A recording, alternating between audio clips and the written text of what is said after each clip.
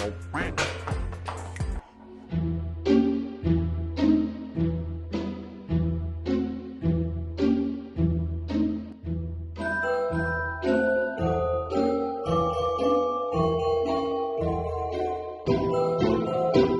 is up, YouTube fam? Robbie C here. We are on day 4 of Vlogmas, and if you saw on day 2, we are going to be spending the month of December and really like a lot of the next part of the next year working on my game specifically, trying to improve, and I want to bring you guys along for the journey. Every day throughout the month of December and for January, I'm going to be doing a putting challenge. I'm going to start with one that we're going to talk about in today's video, and in January, we're going to switch things up and try a different shift putting challenge, but those exciting moments will come when they come. If we really want to dial in our game, I firmly believe that we need to start at the basket and work our way backwards. And even if we're going to spend a lot of time working on our distance and trying to change our form, it's important that we keep our putt dialed, so that way even if we're throwing super far, we get to capitalize on those throws by draining some putts. So what is this putting challenge exactly? Well, for me, I am not going to look at it as a number of putts that I have to make, because I believe that if we focus on reps, it can actually create some bad habits because we get out there and just try to chuck the putter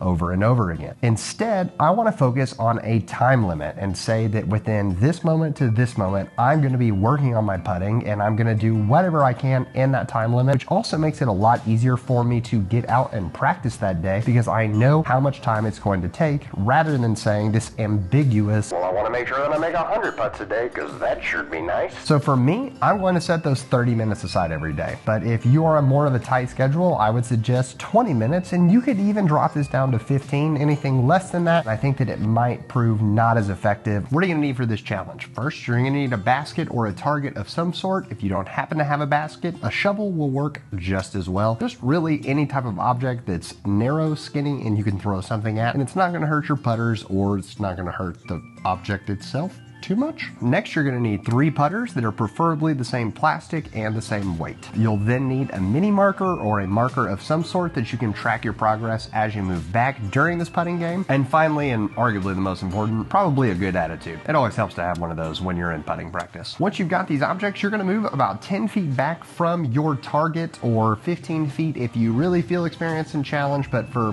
every single person watching this video, we're going to be safe and say that you need to be about 10 feet away from your target. You're going to place your mini marker down, and you're going to start your timer for your 30 minutes, whatever time limit you're setting for yourself. And the game is quite simple. You're going to take your 3 putters, and we're going to start on worst case scenario. If you miss all 3, you're going to come back to your original point, pick it up, and take 1 step closer to the target. But let's say you're here and you make one of them, but you miss the other 2. That's okay. You can stay right there at that target. The same goes for if you make 2 but miss 1, and it's not until you make all 3 that you then get to come back to your marker, pick it up, and take 1 step back, set it down, and putt from that area right there. The other trick to this, though, is that we aren't just going to be practicing a normal sort of stagger putt, if that's what kind of putter you are. And if you're a straddle putter, we're not just going to be practicing that either. During your 3 putts, at least one of them has to be your non-dominant putting stance. This way, we're at least going to get some practice on the straddle or some practice on the stagger, so that we are prepared for all situations while we find ourselves out on the course. The goal is to see how far back you can move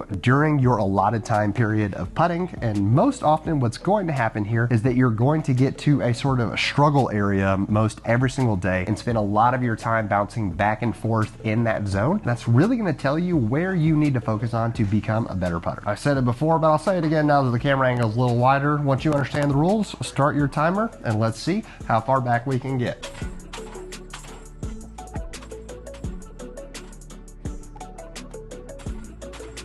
We want to take a quick moment to pause and talk about an amazing company who helps make all of this Vlogmas stream possible. Today, we're talking about Messenger Disc Golf, and I want to present to you one of the coolest products I have seen in a while, and that is the Messenger Disc Golf Bag. While it may appear ordinary right now, just wait until we turn off the lights. And no, I'm even talking about the background lights.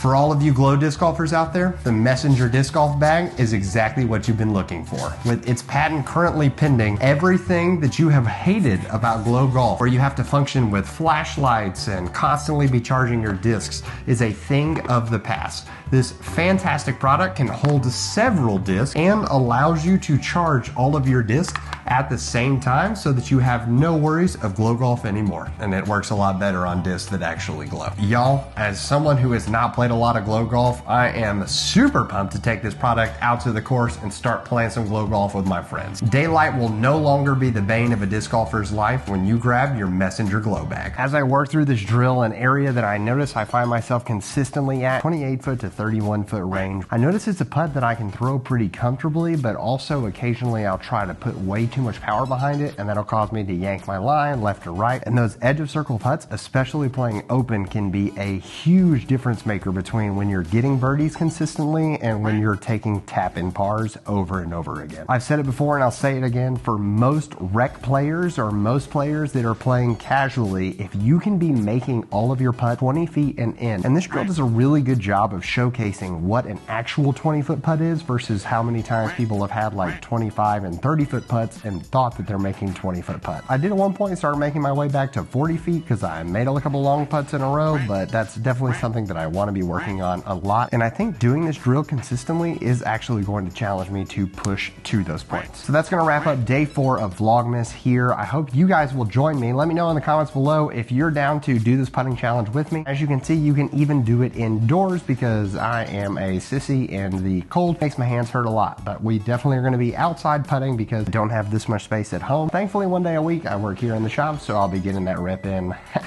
while no one's here in the store. It's cold outside, but hopefully you're gonna be lighting it up with some fantastic putts if you're embracing this challenge. If you choose to take on this challenge yourself, let me know before you really start playing it, what distance do you think is going to be your average of struggle distance or where you find yourself spending most of your time during the game? I'll be very curious to see where a lot of you end up at. In the meantime, thanks for checking out Vlogmas day 4. We'll see you tomorrow for day 5, and I hope you have an amazing rest of the day yourself and make it fantastic for someone else too. But in the meantime, we're going to leave you with the birdie.